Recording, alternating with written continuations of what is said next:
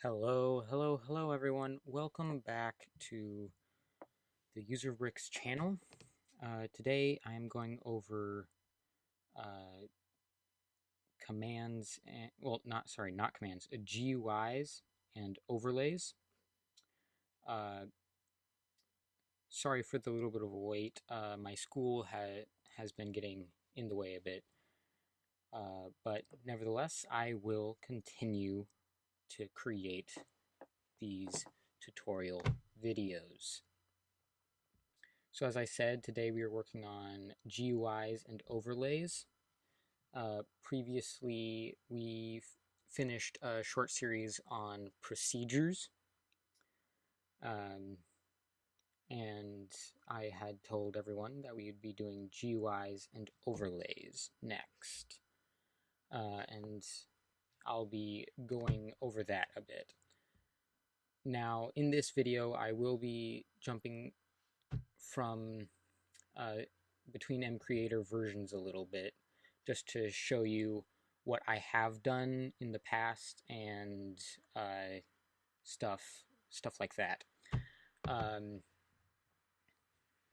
The Mcreator versions are the newest one, which is 1.8.2, and the one I did my last video on, which would be 1.8.1. So yeah, and we are not in the tutorial workspace like we were before, just because there is some workspace errors in compatibility from 1.8.2 and 1.8.1. So a little thing to say there. So you might have to either send your workspace into the Mcreator developers to see if they can fix it for you, or just rebuild your mod entirely, which is what I have already started doing, and you will see some of the results too. So yeah, to the GUIs and overlays. So in both versions, you go to the plus icon, and the GUIs are right there, or the letter G for the hotkey, and then the overlays are, I believe, V. They're V, and then they're right down here. So yeah, let's start off with GUIs. As with everything, you name it. Let's name it generic GUI. Okay, and then you create the new GUI. So within here, the GUIs are pretty much just a visual representation of a bunch of procedure work that you will that you can do. So yeah, if you're working with blocks, which means you're working with slots and such, most likely, it's the easiest way to work with slots, I should say. You'll want to change this right here from none to a certain block. Yeah. And then from there, you go immediately into the click to open editor, and this gives you this wonderful editor. Now that first process that I showed you is the same in both. So let me show you real quick in 1.8.1. Go workspace, add a new GUI. Let's name it GUI again. You can choose a block, and then you click to open the editor. Now, the editors will look a little different. We can pretty much all do the same exact things. Now, in my opinion, the 1.8.2 is a lot better, just because you can see a lot of things more. Okay, so beyond that, let's look at GUI type, with slots, without slots. This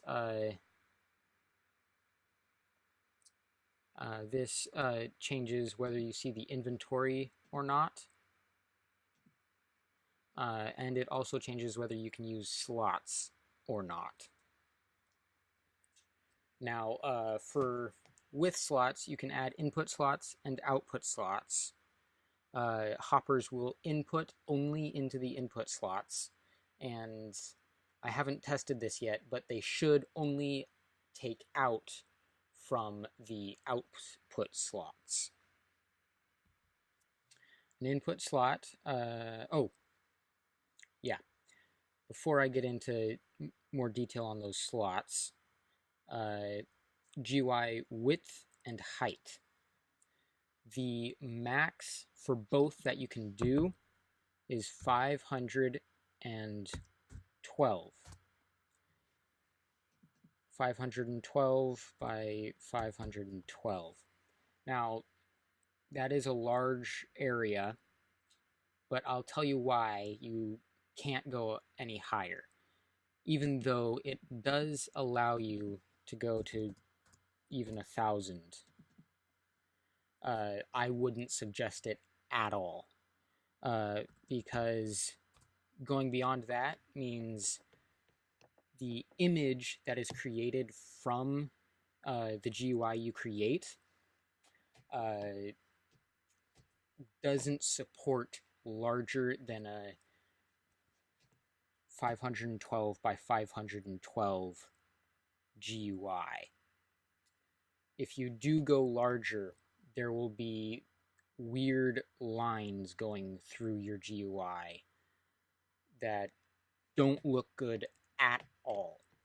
I have run into this a few times myself, and it's not fun, because you won't see it while you're in the editor, and you can't really fix it unless you change your entire GUI layout. So stick within the 512 by 512 GUI.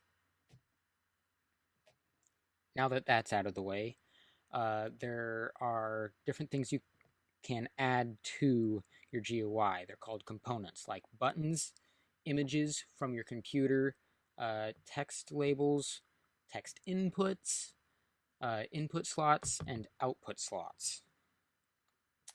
All of these you can make snap to a configurable grid.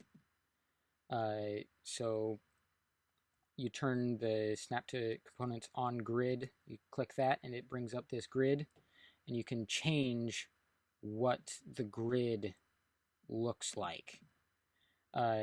Generally, keep it these base sizes, because each of the larger squares is exactly the right amount of space for a slot. Okay, and I'll show you that right now. So let's add an input slot. And for input slots, for 1.8.2, you have to manually do the slot IDs. But for 1.8.1 over here, you don't. You just add a slot, which is in a different spot. And I should mention that the snapping to the grid does not appear here. Instead, it's just a show grid, and you can't really change it at all or really do anything with that grid. So, yeah. Other than that, there really is no difference between the two. Here, for the slots, you also choose the inventory it belongs to, like the inherited, which comes from the block itself, or you can add an inventory on your own. Furthermore, I talked about the changing slot IDs. You can also change the color of your slot.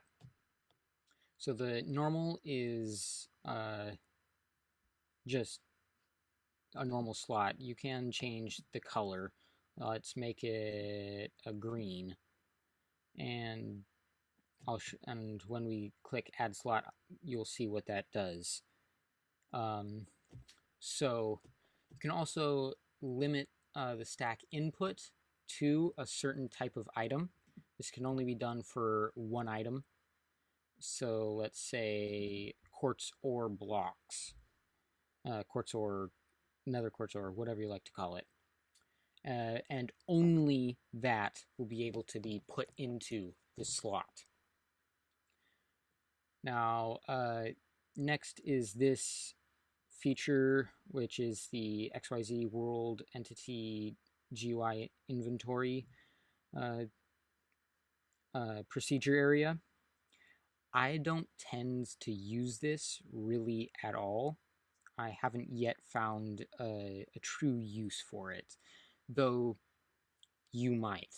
So there you go. Anyway, let's add this slot. So as you can see, as I move around, the slot snaps to the grid, and that's what the grid snapping does. It's very basic. Now we put the slot there, and you can see the color is changed. If you didn't put a custom color there, it would automatically be the normal slot inventory GUI slot that you see down here in the inventory. Yeah. So our slot, that's slot 0. Yeah, that's an input slot, so you only can input into the slot. And then output slots, they're a little, you can't do quite as much with them exactly. But yeah, you can change the slot ID. You need to change it to 1 because 0 is already taken. Then we can, let's leave the color this time. And yeah, you can also change the what inventory it belongs to. So this, again, it snaps to the grid, place it in, and this one is a normal GUI slot. Now, let's talk a little bit about text inputs. Text inputs or text fields are,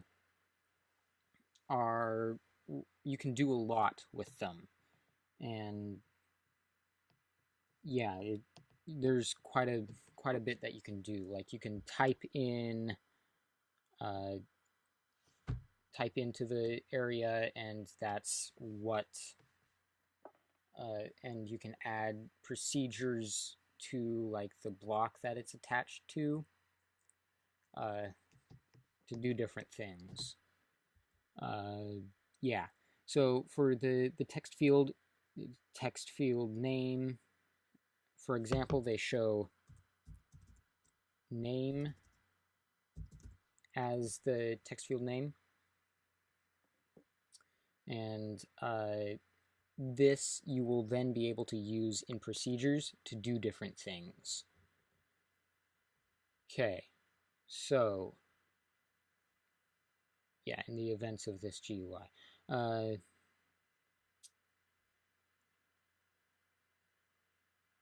Yes, you can also do a number tag to it, and that would mean you need to do NUM semicolon and then the number, I believe. Right? No?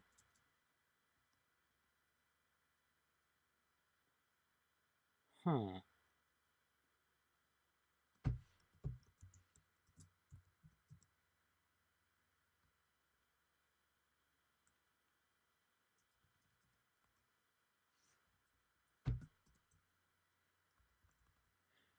Okay, so I don't exactly know how to make the name be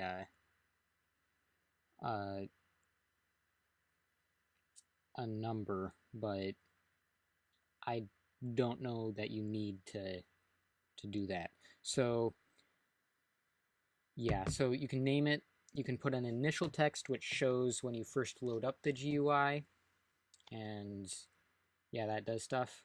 Let's click OK, and again, it snaps to the GUI, and you can just click to have it be the already selected size, or you can double click and then you can change the size, and that too will snap to the grid. And there we have it, a really large text input area. Okay, right above that is the text label. This is pretty much what it says. You can also do like text is, and you can have it be whatever the text field that you have. Like the text field name would be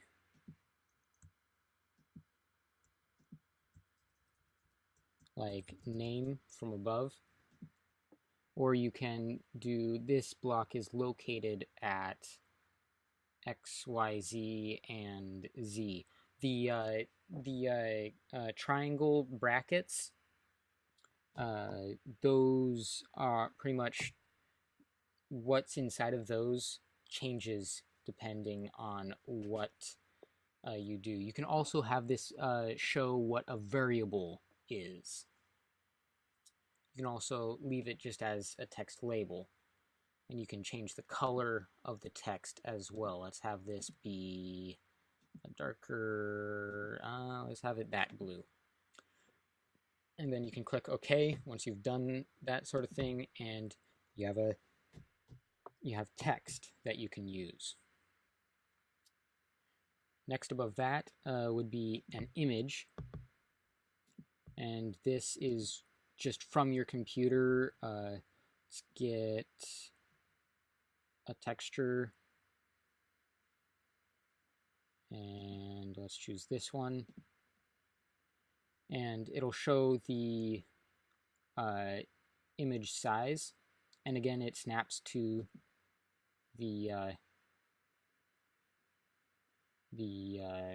grid. You can double click to change its size. So we click, and it shows whatever image you put in, though it will be downgraded times, I believe, 2.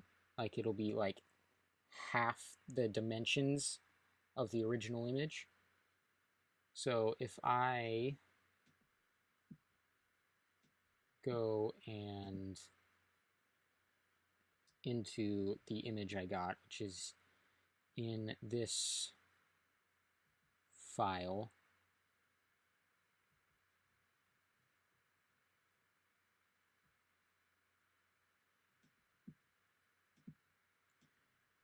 you can see that there is a difference between the two images.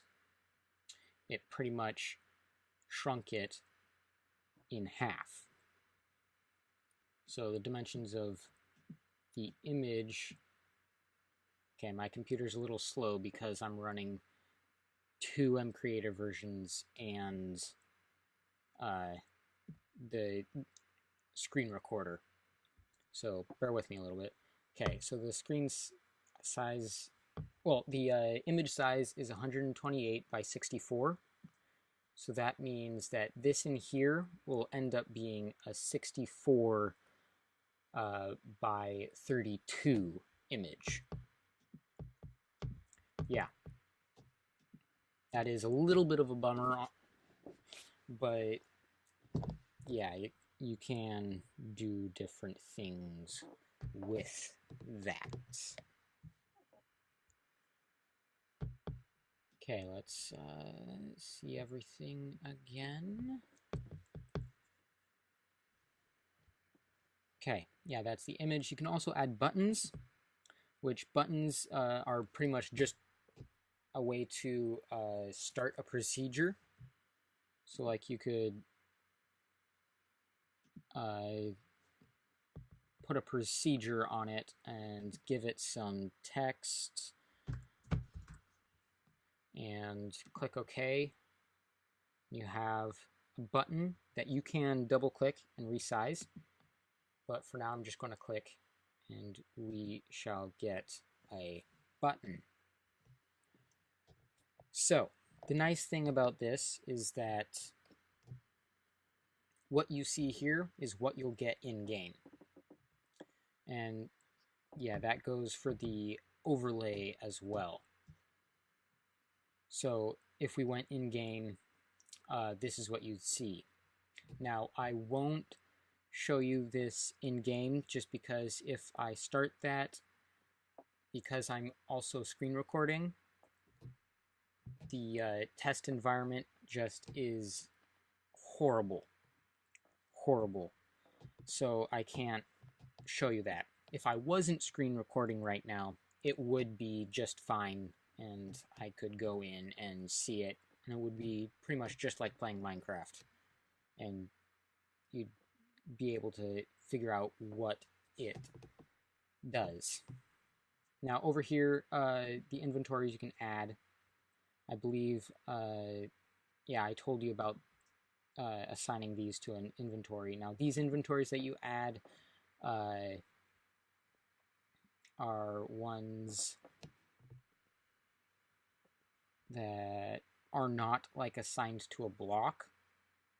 So you close it and the items go away unless you have this checkbox marked, and it'll do that. So yeah, and we can save the changes and it'll bring up all of these different things, and then we have to go into a place and create a procedure. Let me open up the editor, add button, add a procedure, create procedure, and I'm just going to show you what opening a GUI would look like. So you go to player management and open GUI for the provided player. You click that drop down menu and you will see your GUI on there as well. Now that since I'm in the GUI itself, technically the GUI hasn't been made yet, so it doesn't appear on the list. Now I'm going to hit cancel because I don't really want to create that. Okay, so that's that. And you can do all of the same things over here in Mcreator 1.8.1. It just may look a little different. So there's the add button, add image, add text input. Now the add text input is a little different, I believe. No, it looks the same. Never mind. So yeah, it's pretty much the same exact thing. But yeah, okay, so I'm going to cancel over here so I can show you what I have done before with GUIs. So yeah, here is the Traveler's GUI, and it's attached to a block called Trade Center. I open it and it shows this. Now, since it is bigger than 512, there is a nasty line right there in the in-game, which I haven't taken the time to fix yet, though since I'm recreating everything for the mod, I'm changing that. Anyway, so within each of these buttons, which I'll say trade, there is different procedures attached, like selling carrots, bread, melons, diamonds, buying XP, buying a name tag, buying a saddle. It's pretty simple. So you saw that there was the input slot, and then and you show what slot you want that to be. So get item from slot 0 of block at XYZ, which is the one that you open in the GUI, and you assign the specific item, and you can have it have other parameters as well. But when this is what happens when it clicks the button. It checks to see if the caret is there. Then if it is, it will set another item.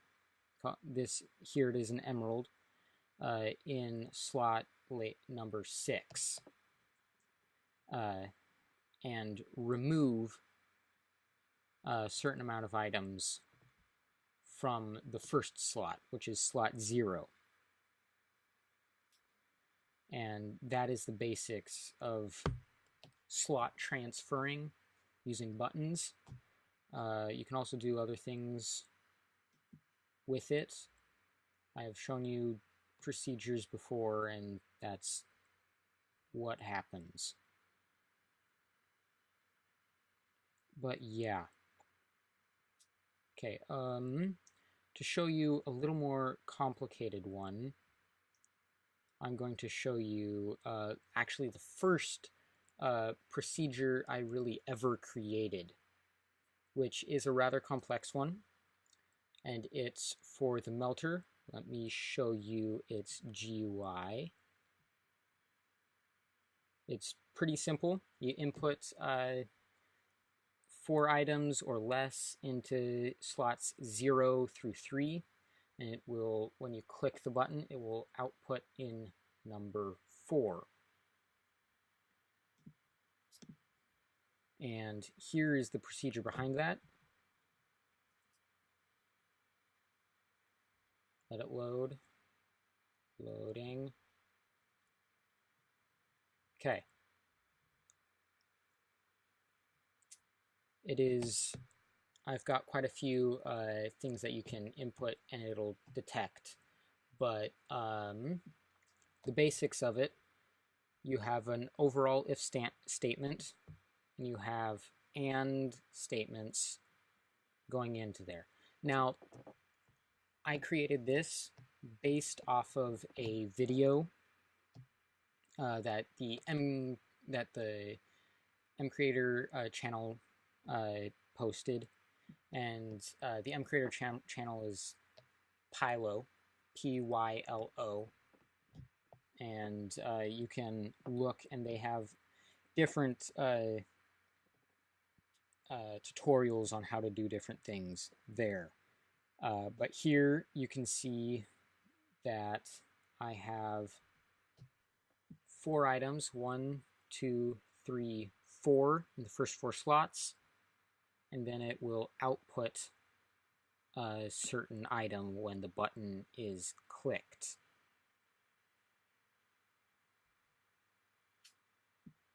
Yeah.